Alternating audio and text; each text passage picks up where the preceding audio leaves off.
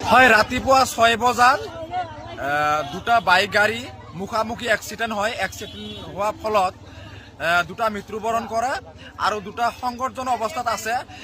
Accident হোৱা 5 minute পিছত আমি ধুলা আৰক্ষী থানা ভাৰপ্ৰাপ্ত বিষয়াক ফোন কৰিছো। ফোনযোগে এতিয়ালৈকে আহি পোৱা নাই। অলপ আগত 108 আহি পালে, আহি কিনে ডেড বডি এটা, তাৰপিছত দুজন ল'ৰা যে সংকটজনক অৱস্থাত আছে লৈ গ'ল মংগলদৈ সামৰিক চিকিৎসালয়ত গৈছে। এতিয়ালৈকে চাওক, দুৰ্ভাগ্যজনক কথা, এতিয়ালৈকে আমাৰ ধুলা আৰক্ষী প্ৰশাসন এতিয়ালৈকে আহি পোৱা নাই। এজন ল'ৰা ডেড হৈ আছে, পৰি আছে, আপোনাৰ পথাৰত পৰি আছে, কিন্তু এতিয়ালৈকে কোনো ধৰণৰ প্ৰশাসন আহি পোৱা নাই। দুৰ্ভাগ্যজনক বিষয়। থানাৰ পৰা কিমান দূৰ? থানাৰ পৰা আপোনাৰ 1.5 কিলোমিটাৰ। 1.5 কিলোমিটাৰ ৰাস্তা এতিয়ালৈকে ধুলা থানা আৰক্ষী প্ৰশাসন যে আহি পোৱা নাই। যদি এনেকুৱা আৰু বেলেগ জেগাত হয় কেনেকুৱা পৰিস্থিতি হ'ব? আমি অসম চৰকাৰক আহ্বান জনাইছো, এই পদক্ষেপখিনি ল'ব লাগে যে এতিয়ালৈকে আমাৰ ধুলা আৰক্ষী থানা প্ৰশাসন আহি পোৱা নাই। মৃত্যু হোৱা যুৱক দুজনৰ কিয় পৰিচয়?